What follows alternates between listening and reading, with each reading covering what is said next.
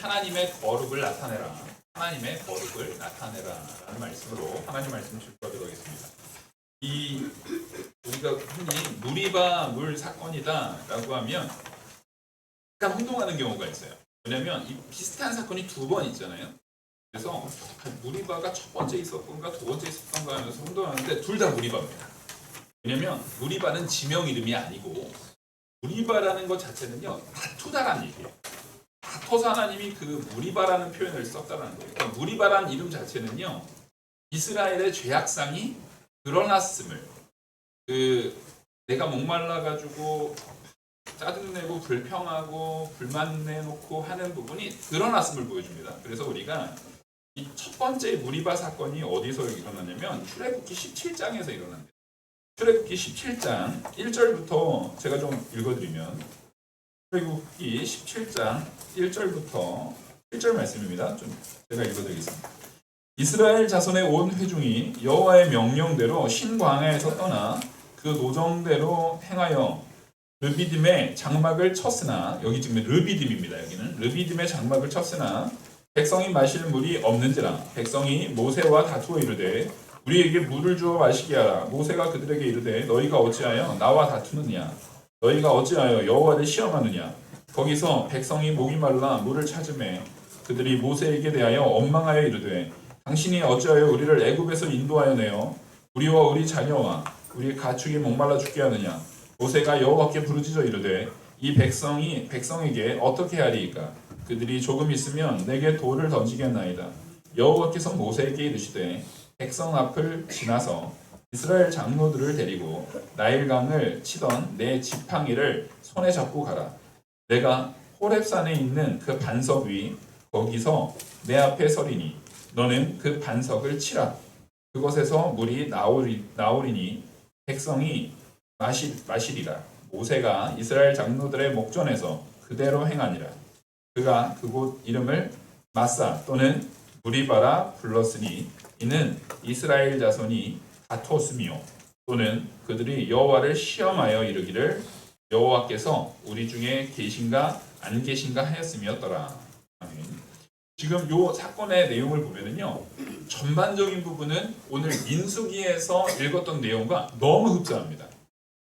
이들이 목말라서 원망했던 것, 그리고 모세에게 이제 막 모세를 죽이려고 하고 모세에 대해서 막 불만을 표현했던 부분, 그리고 모세가 하나님 앞에 기도하고 하나님께서 모세에게 그 나일강을 쳤던 것, 이게 무슨 지팡이를 얘기하냐면 홍해 사건을 떠올리게 하는 거예요. 가장 급박한 상황, 그러니까 출애굽 당시에 가장 급박했던 상황은 분명히 출애굽을 하고 있는데 가라고 해놓고서 홍해 앞에 막혀있는데 뒤에 막 그 애굽의 군사들이 쫓아오는 그 장면, 그때 하나님께서 어떻게 하십니까? 이 지팡이를 통해서 홍해를 갈라버리시거든요. 홍해를 갈라버리신단 말이에요.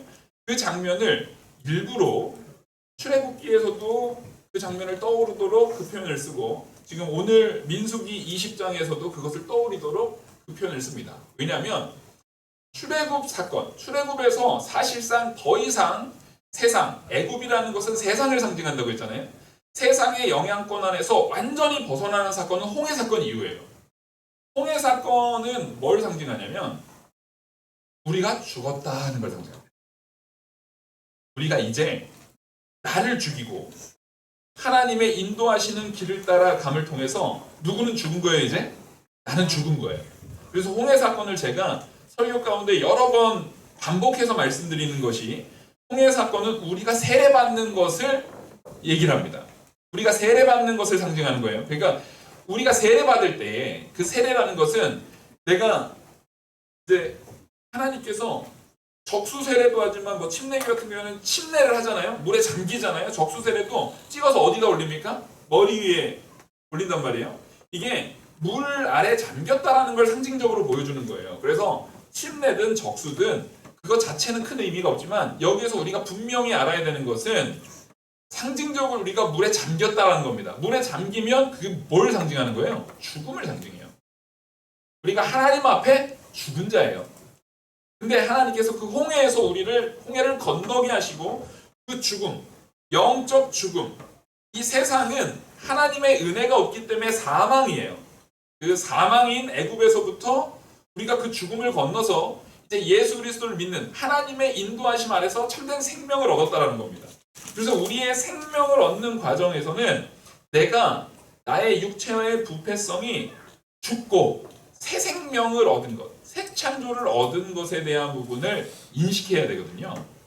그래서 하나님께서는 지금 분명히 너희가 출애굽 당시에 죽었던 너희를 내가 살렸는데, 애굽에 있었고 죽었던 너희를 내가 살렸는데 살아났으면은 새로운 생명으로 새 창조로 살아난 자가 원망하면 돼요, 안 돼요? 안 되는 거죠. 그래서 그것을 출애굽기 17장에 하나님께서 책망과 함께 아예 거기를 무리바라 말한 것도 이스라엘 자손이 다투었으며 또 여호와를 시험하여 여호와께서 우리 중에 계신가 안 계신가, 분명히 지금 이 무리바 사건이 일어나고 있는, 출애굽기 17장의 무리바 사건이 일어나고 있을 때 이 사람들이 홍해 건넌 지 뭐 얼마 안 됐어요. 홍해 건넌 지 얼마 안 됐어요. 지금 첫 해예요. 출애굽하고 첫 해란 말이에요. 홍해 건넌 지도 얼마 안 됐을 뿐더러 이날 아침에도 만나 먹었어요, 안 먹었어요? 만나 먹었어요. 이게 지금 아침인지 점심인지 저녁인지 모르겠는데 이날 지금 아침, 점심, 저녁이든 어디 때든 상관없어요. 그날 끼니로 만나 먹었어요. 하늘에서 만나가 내렸을 거거든요. 그리고 지금 낮이면은 구름 기둥이 있을 거고 밤이면은 옆에 지금 뭐 있을 거예요? 불 기둥이 있을 거란 말이에요. 이날 마침 메추라기 주는 날이었으면은 고기 먹었을 거예요.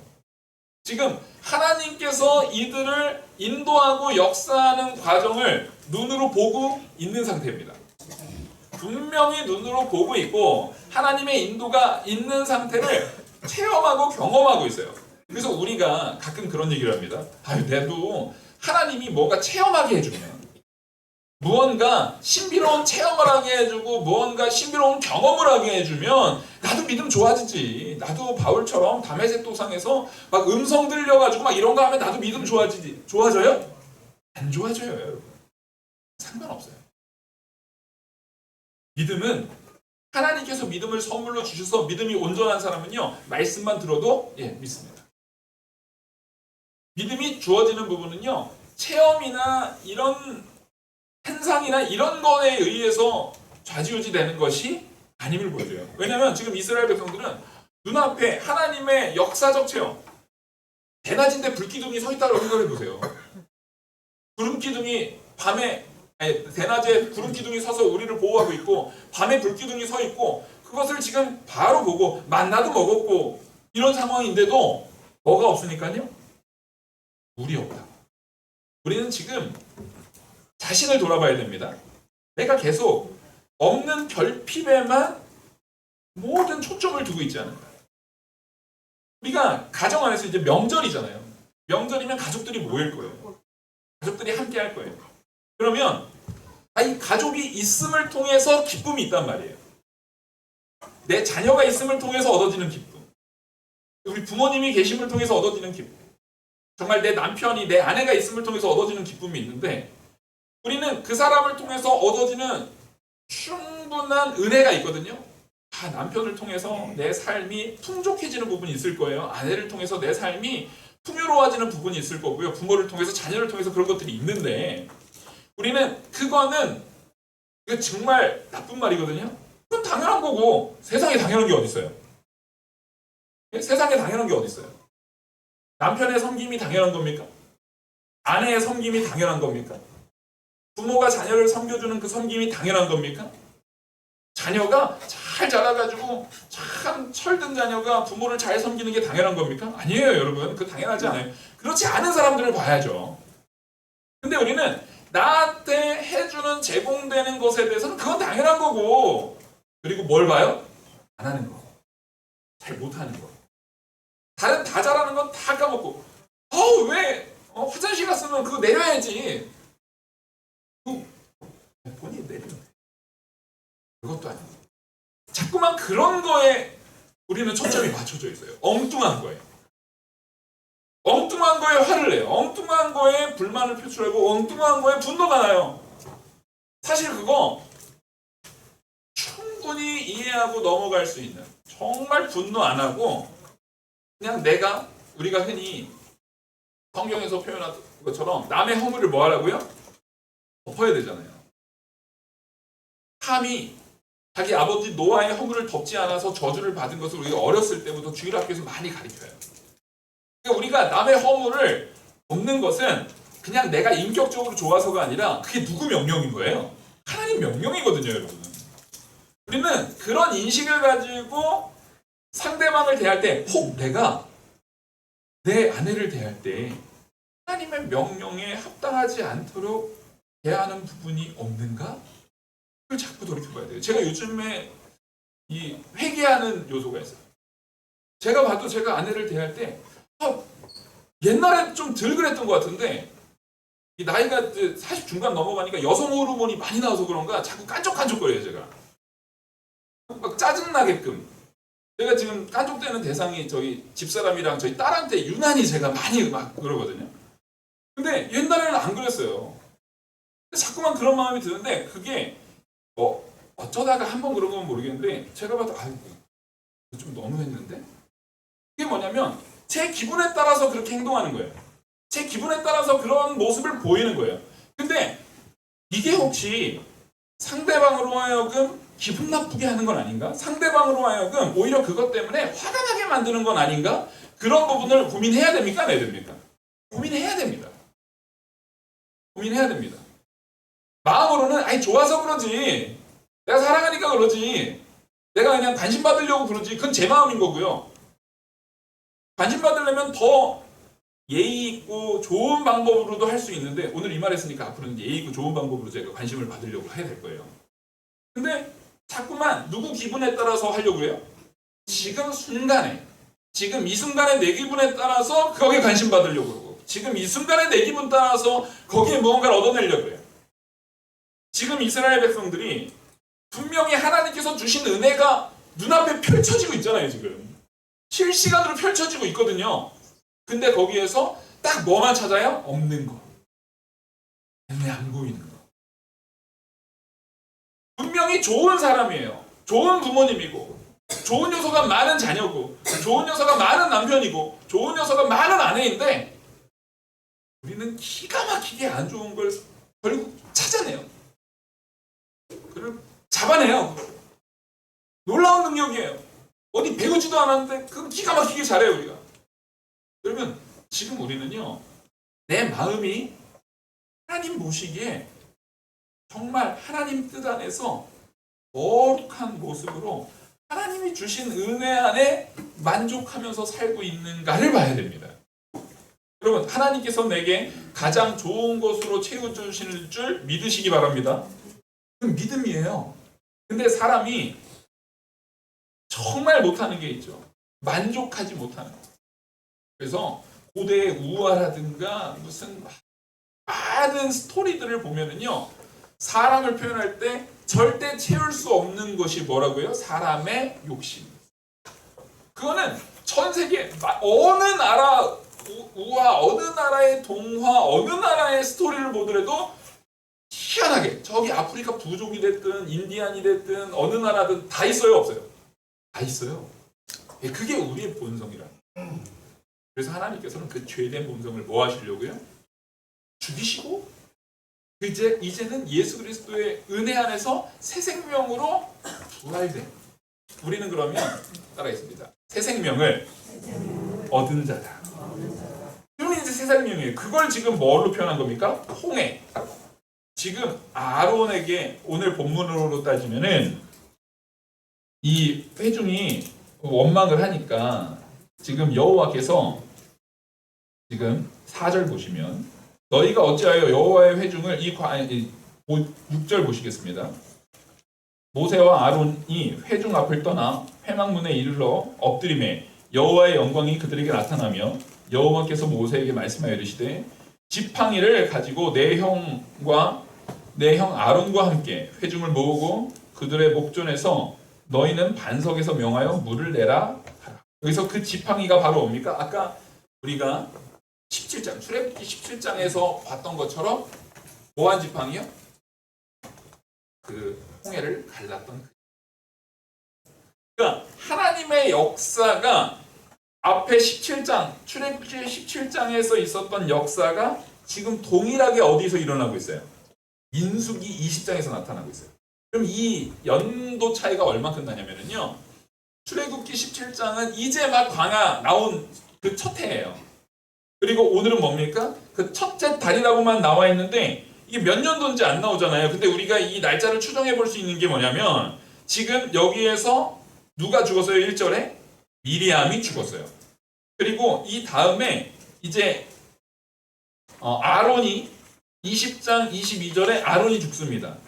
그리고 하나님께서 이스라엘에게 이제 환난에 대한 부분이 있고 그 다음에 이스라엘이 이제 가나안 땅으로 들어가는 마지막 해인 것을 그 죽음의 연대를 보고 우리가 확인할 수 있어요.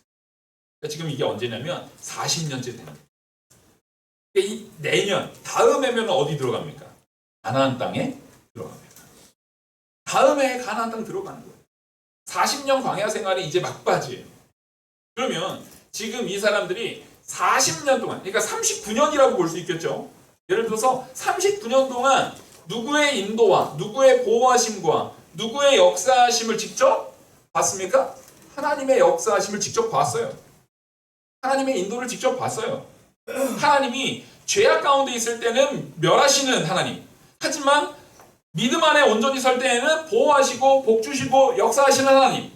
그리고 하나님께서 모세를 통해서 많은 필요를 채우시고 그리고 자기 스스로 옷이 지금 해진 게 있어요 없어요? 39년이 지났는데 해진 게 없어요. 굶은 적 있어요 없어요? 없어요. 고기 먹고 싶다니까 메추라기 주시는 거예요. 그리고 반석에서 물 나는 역사를 봤어요 안 봤어요? 봤어요. 근데 부럽으니까 39년이 지난 이 시점에 또 원망을 해요. 또 원망을 해요. 여기서 우리가 뭐 하나님께서 지금 뭘 보여주냐면 그 출애굽기 당시의 미스바 사건, 그 무리바 사건 때도 하나님께서 이스라엘의 그 완악함, 하나님을 대적하는 그 모습을 하나님께서 묘사하셨는데 오늘 본문에서도 그래요. 회중이 물이 없으므로 모세와 아론에게 보여드니라. 백성이 모세와 다투어마는 이거 시작이 17장하고 똑같죠. 출애굽기 17장하고 똑같죠.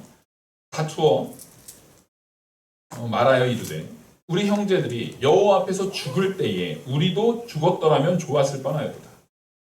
원망이 앞전보다 업그레이드 됐어요. 무슨 얘기냐면 앞에서는 이제 막 왔잖아요. 이제 홍해 막 건넌 거예요. 아직 뭔가 하나님의 은혜의 경험을 눈앞에 불기둥 구름기둥이 있는데 저게 언제까지 있을까? 이게 지금 무슨 상황인지 아직 뭘 잘 모르는 상황이라고 생각할 수 있어요. 근데 이 사람들이 원망하고 불평하다가 오늘 나오는 자리는 가데스란 말이에요. 가데스 바네아가 무슨 일이 있었던 일입니까? 정탐꾼 보냈다가 정탐꾼을 딱 보냈는데 그 정탐꾼 중에 10명의 정탐꾼은 악평을 하고 그 땅을 악평하고 하나님이 주신 그 은혜의 자리를 악평하고 원망하고 우린 다 죽었다 이렇게 하는데 거기에서 여호수아와 갈렙만 무슨 말이냐? 하나님이 적과 꿀이 흐르는 땅을 정말 주셨다. 하나님께서 우리에게 그들을 붙이셨다. 우리는 그거 가면 하나님 말씀대로 순종만 하면 받는다. 그래가지고 하나님께서 거기서 뭐라고 하죠? 20세 딱 20세 전 성인이 되지 않은 사람들은 여호수아와 갈렙과 함께 가나안 땅을 들어가지만 20대 이상 되는 사람들은 다 못 들어간다. 다 광야에서 죽는다.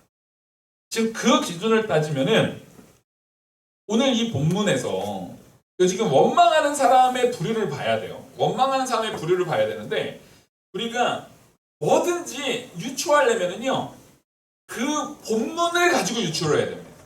그 본문을 가지고 유추를 해야 돼요. 성경에서는 표현하는 방식이 있어요. 정말 자기와 동세대를 얘기를 할 때는 내 형제라고 표현을 합니다. 이게 히브리인들의 표현 방식이에요. 성경에서도 계속 나타납니다. 근데 이 더 보편적으로 아주 긴 시계열을 가지고 얘기할 때는 내 형제가 민족을 얘기하기도 하지만 짧은 시계열 안에서는 내 형제라고 말할 때는 자기 동년 시대의 형제를 얘기하는 게 맞아요. 근데 보통 동년 시대의 그 비슷한 시기에 형제가 아닌 경우에는 내 아버지, 내 부모가 라고 하는 것은 그 전 세대를 말하는 거예요. 여기서 보면 지금 앞에 회중들을 대표로 해가지고 나와서 모세와 다투는 사람들이 당연히 이스라엘의 누구겠습니까? 예, 장로들이에요. 각 지파의 장로들이에요. 각 지파장들이란 말이에요. 그 지파의 장로들이, 왜냐하면 아무나 와가지고 모세한테 말할 수가 없어요. 원칙적으로 이미 모세의 장인 이드로를 통해서 이 법칙을 정해놨기 때문에 당연히 그 대표들이 나와서 지금 모세한테 다투는 겁니다. 그러니까 사실은 이거는 그 장로만의 문제가 아니라 그 지파의 모든 사람들이 뜻을 뭐에 합한 거예요? 원망하는 것에 뜻을 합해버린 거예요.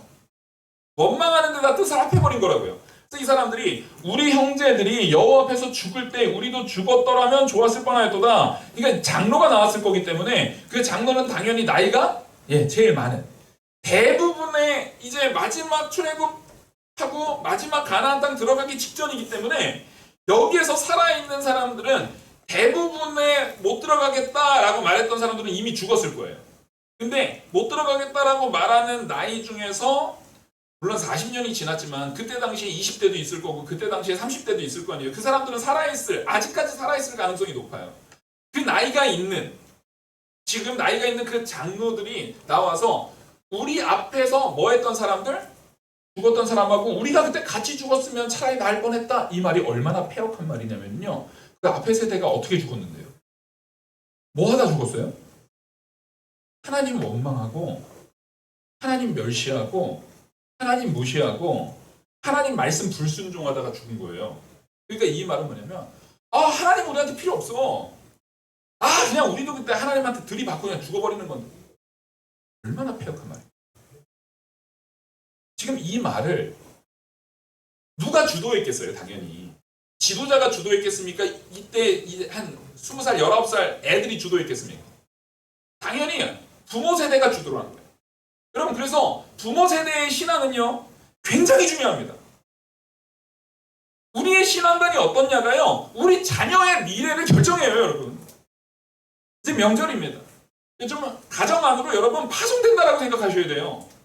각 가정 안으로 선교사로 지금 파송된다라고 생각하셔야 돼요. 그래서 여러분들이 있는 그 자리에서 믿음을 내 가족 안에, 내 자녀들에게, 내 가족들에게, 내 형제들에게 믿음을 온전하게 참된 믿음으로 그들에게 우리가 삶으로 보여줘야 돼. 지금 원망을 심으니까 자녀들에게도 뭐가 나오는 겁니까? 원망이 나옵니다. 이거 우리가 그냥 차라리 그때 같이 하나님 저주해버리고 우리도 그때 같이 죽는 게 나을 뻔했지. 이게 39년이나 하나님의 은혜를 경험한 사람들이 할 말입니까? 39년이나 하나님께서 베풀어 주신 은혜를 경험한 사람들입니다. 여러분, 그래서요 우리가 새신자하고 신앙생활을 20년, 30년, 40년, 50년 한 사람하고 똑같이 계시면 안 돼요. 성도로서 우리가 신앙생활을 적어도 30년 이상 하신 분들은 이런 마음을 가지고 있어야 되는 거예요. 어떤 마음이요? 바로 하나님께서 나를 이끄셨던 그 모든 시간 속에서의 역사를 마음에 새기고 있어야 됩니다. 마음에 새기고 있어야 됩니다. 그래서 하나님이 주장하시는구나, 하나님이 역사하시는구나를 우리가 경험했으면 경험한 만큼 당연히 자라나야 됩니까? 안 자라나야 됩니까? 자라났어야 돼요. 근데 이제 와서 지금 저만 해도 모태신앙이라고 하니까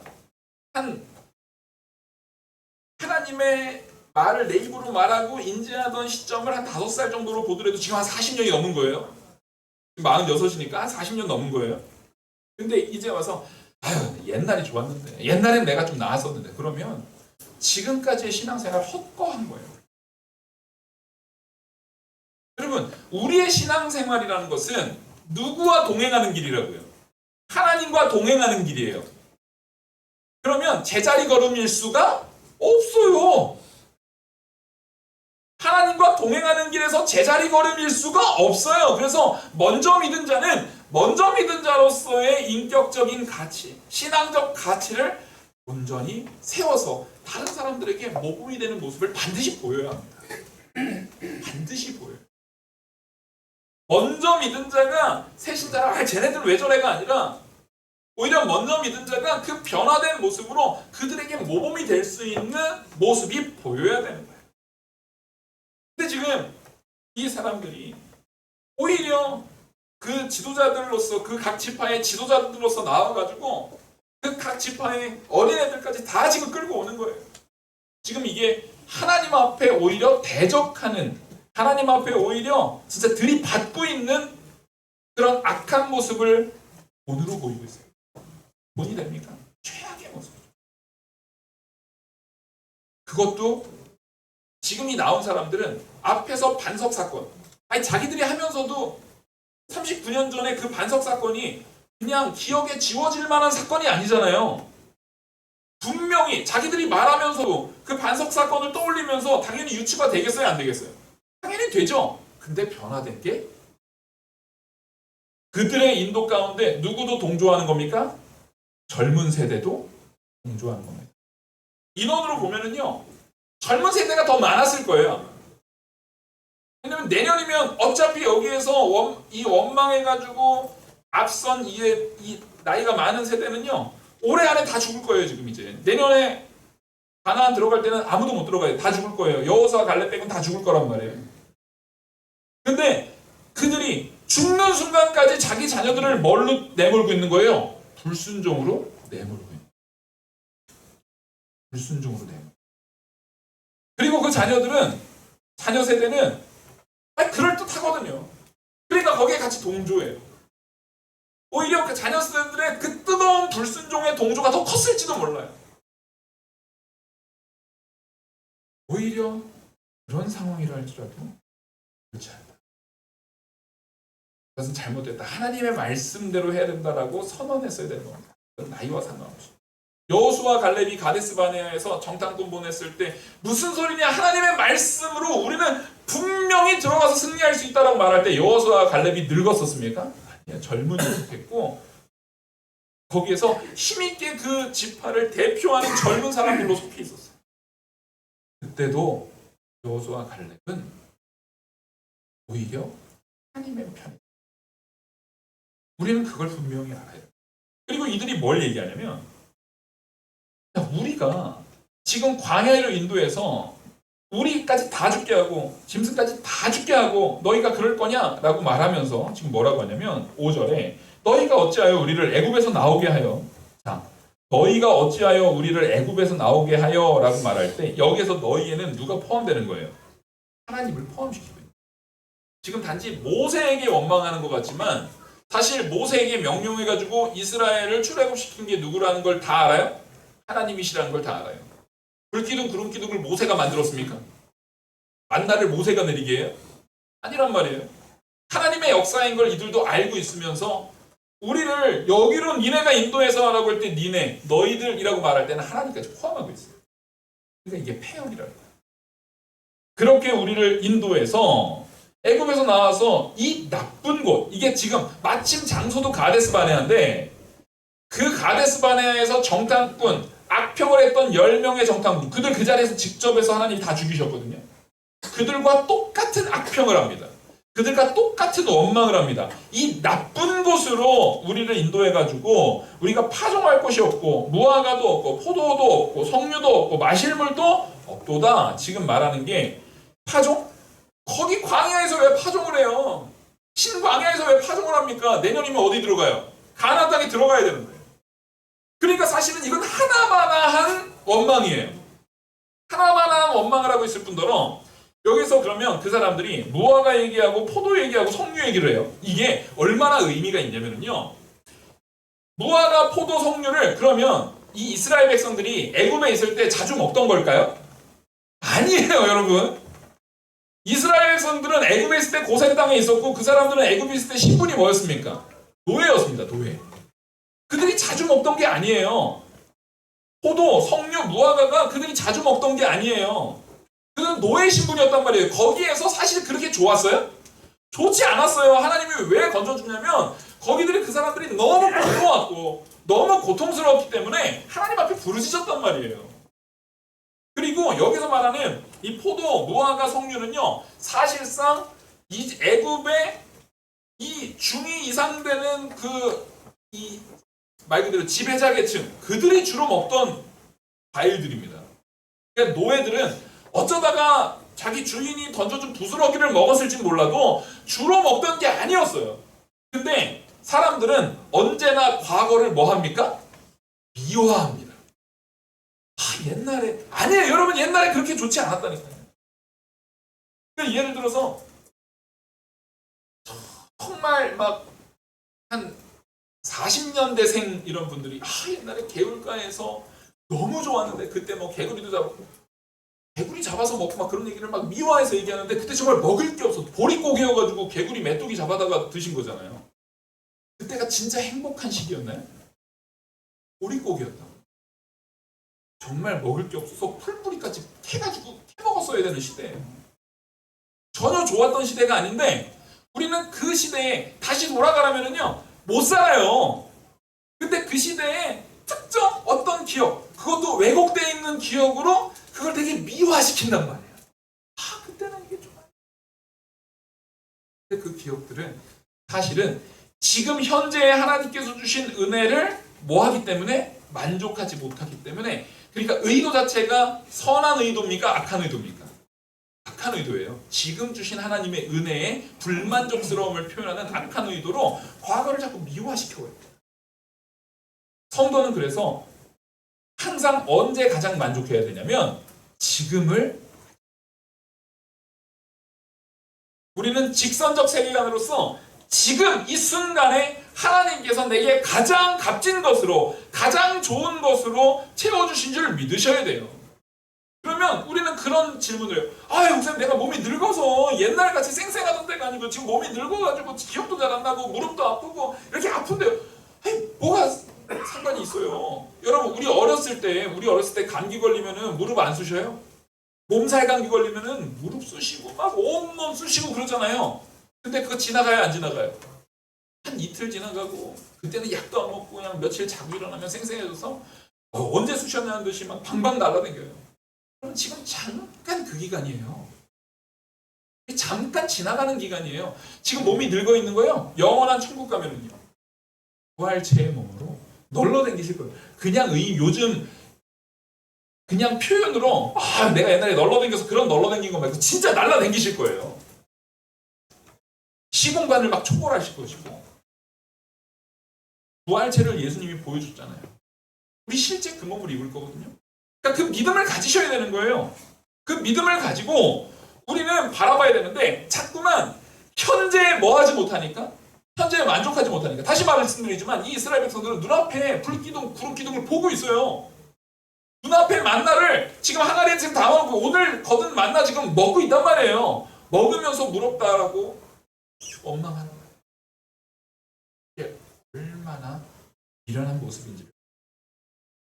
그리고 더 웃긴 건 뭐냐면 정작 아까 말했듯이 이 기억을 왜곡시켜서 미화하고 있는 거예요. 거기서 원래 무화과, 포도, 석류 이거 잘 못 먹었을 거예요. 근데 무화과, 폭류, 이 포도, 석류가 어디에서 제일 많이 나오는 특산품이에요? 가나안 땅. 가나안 땅에 정탐 갔던 사람들이 어깨에다가 뭐 짊어지고 와요? 석류하고 포도 짊어지고 와요. 가나안 땅에 초기에, 그러니까 봄 딱 되면은 지천에 깔려있는 게, 예수님이 무화과 나무 앞에 가가지고 열매 없는 거 보고 저주하잖아요. 무슨 얘기냐면 원래 땅바닥에 무화과 나무가 있어가지고 그냥 사람들이 누가 주인이 있는 게 아니라 따서 먹어도 되는 무화과 나무가 그렇게 깔려있는 게 가나안 땅이었어요. 하나님이 오히려 여기서 말하는 무화과, 포도, 석류는 하나님이 주신 그 땅, 하나님의 은혜가 있는 땅, 거기 들어가면 뭐 할 음식들이에요? 맨날 먹을 음식들이에요. 하나님이 풍요롭게 채워줄 거예요. 그러니까 사실은 이거는 뭐만 하면은 내게 얻어질 거예요? 하나님 앞에 순종하면 얻어질 건데 뭐 함으로 얻지 못해요? 이 사람들이 이제 못 들어가거든요. 지금 원망에서 20세 이상 됐던 그 사람들, 아까 이 가데스 바네아에서 정탐꾼에 의해서 원망했던 그 20대 이상 되었던 사람들은요, 그 원망과 하나님 앞에서의 불순종 때문에 못 들어가요. 여러분, 우리는요, 하나님께서 택한 백성인 우리에게 주실 은혜가 이미 주어진 줄 믿으셔야 돼요. 그리고 그 은혜 앞에 순종하셔야 돼요. 순종함으로 나가는 거예요. 그게 지금 하나님께서는 요 사건을 가지고 뭐라고 말하냐면, 다시 너한테 이제 모세한테 야 너 가서 그 지팡이 다시 들고 가가지고 그들한테 물을 내리게 하는데 어떻게 한다고요? 앞에 출애굽기 때는 쳤잖아요. 근데 여기서는 뭐라고 합니까? 모세가 이제 지팡이를 가지고 8절 지팡이를 가지고 내용 아론과 함께 회중을 모으고 그들의 목전에서 너는 반석에게 명령하여 이제는 칠 필요 있어요 없어요? 칠 필요 없어요. 명령만 하면 되는 거예요. 이제 더 이상 칠 필요 없는 거예요. 명령하여 물을 내리라. 내가 그 반석이 물을 내게 하여 회중과 그들의 짐승에게 마시게 할지니라. 여기서 중요한 것은 모세는 쓰임받는 장치에 불과해요. 모세가 물을 내는 게 아니에요. 그렇죠? 모세가 물을 내는 게 아닙니다. 근데 이걸 치는 것과 하나님의 말씀으로 물이 난다라고 명령하는 것은 굉장히 다르죠. 치는 데에는 이목이 누구한테 집중됩니까? 모세에게 집중될 수밖에 없어요. 근데 이것이 하나님께서 명령하여 물이 나게 하셨다라는 것을 명령하는 것은 그 모든 이목이 누구한테 집중됩니까? 하나님께 집중되게 돼 있는 거예요. 지금 여기에선 그래서 되게 중요한 게 뭐냐면 하나님께서는 모세를 처음 세워가지고 광야 40년의 인도를 하는 사역자로 세우실 때는 하나님께서 모세에게 뭘 줬냐면 권위를 주셨어요. 권위를 세워줬어요.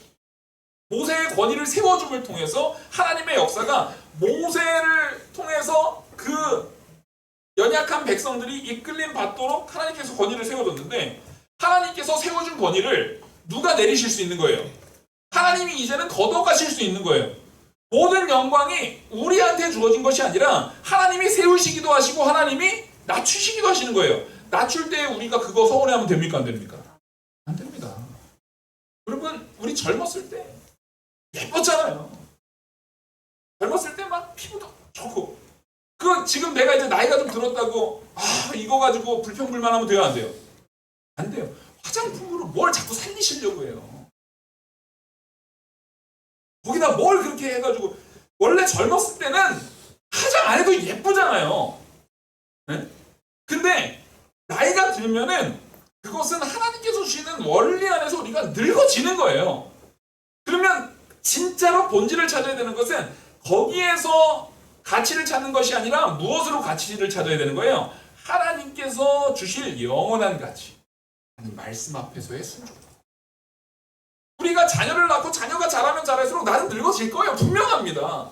다시 옛날에 천역적으로 총각적으로 그때 쌩쌩한 모습으로 돌아가지 못해요.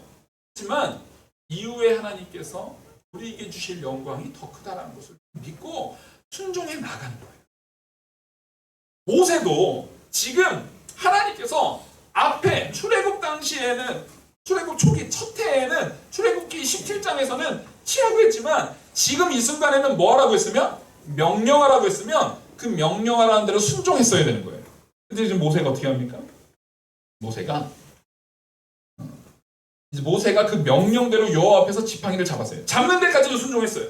근데 10절 모세와 아론이 회중 그 반석 앞에 모으고 모세가 그들에게 이르되 반역한 너희여 들으라. 지금 모세가 이스라엘 향해서 반역한 너희여 라고 말하고 있거든요.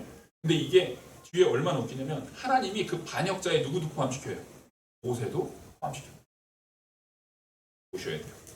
반역한 너희여 들으라. 우리가 너희를 위하여 반석에서 물을 내랴. 자 이렇게 말하면 이게 지금 사람들이 바라볼 때 반석에서 물 내는 게 누구처럼 보여요? 모세와 아론인 것처럼. 우리의 신앙생활 가운데 하나님께서 나를 사용하실 때가 있어요. 목회자가 이런 위험에 빠질 때가 제일 많아요. 지금 앞에서는 이스라엘 백성들의 패역을 하나님께서 지적했다고 하면 지금 이 뒤에서는 뭘? 모세와 아론의 반역을 하나님께서 지금 들춰내십니다. 지금 앞에서 이스라엘 백성들의 반역만을 하나님이 말하는 것이 아니라 모세와 아론의 반역까지도 하나님께서 말씀하십니다. 지금 이들이 하나님이 명령한 그대로의 순종을 아니라 거기에 내가 얼마나 니네들한테 더 잘해? 내가 이거보다 뭘 더 잘해? 자꾸 이런 말하는 거예요. 거기서 지금 누가 나오는 거예요? 내가 나오는 거예요. 누구의 거룩을 나타내야 되는데요? 하나님의 거룩을 나타내야 되는데 야 내가 얼마나 더 참아? 우리 싸울 때마다 하는 얘기 있잖아요. 내가 원래 이런 사람이야? 내가 처음부터 이랬어? 네가 자꾸 날 이렇게 하잖아. 아니에요. 우리가 처음부터 각자 서로의 악함만을 말하다 보니까 싸움이 된 거지. 이걸 왜 누굴 탓해요? 왜 자꾸 남 탓을 합니까? 이렇게 해선 소리 나요, 안 나요? 사람 소리 나요. 이렇게 해서 자기가 같이 맞받아 쳐놓고서 자꾸만 남만 탓한단 말이에요. 모세가 지금 그렇게 말을 해요. 그러면서 여기서 모세가 큰 죄를 짓습니다. 그러면서 그들에게 물을 내냐 하면서 11절에 모세가 그의 손을 들어 그 지팡이로 반석을 2번 치니, 자, 한 번도 아니에요. 지금 어떻게 한 거예요? 이걸 딱 보세요. 이거 그냥 이거예요? 모세가 앞에서 지금 니네 이 반역한 자들아! 지금 얼마나 소리를 지르고 있어요. 모세 카리스마를 가지고 반역한 자들아, 내가 너희들 반석에 물 내야, 내가 니네한테 물 줘야 돼. 그래서 꽉꽉 이렇게 안 했겠어요? 반역한 자들아 물 내랴? 똑똑 이렇게 안 했을 거 아니에요. 지금 엄청 분노를 표출했을 게 분명해요. 그러면 사람들이 여기에서 하나님의 거룩을 발견할 수가 없죠. 목회자가요, 자기 승질에 못 이겨가지고 하는, 가정 안에서도 가정의 신앙의 호주가 남자일 수도 있고 여자일 수도 있어요. 하나님께서 그 신앙의 호주를 누구로 세웠을지는 몰라요. 경우에 따라서는 아들일 수도 있고 딸일 수도 있어요. 근데 자기가 무언가 신앙 안에서의 대표성을 띠는 위치에 있다고 하면요, 함부로 하시면 안 돼요. 왜냐면 그 함부로 한 태도 때문에 하나님의 영광이.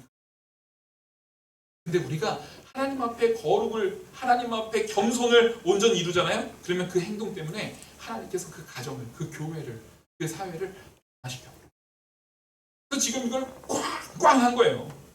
2번 반석을 치다. 그리고 여기에서 그의 손을 들어, 지금 그의 손을 들어라고 나오잖아요. 이 그의 손을 들어라고 할 때 이게 이 민수기 15장 30절에 요 표현이 나오거든요.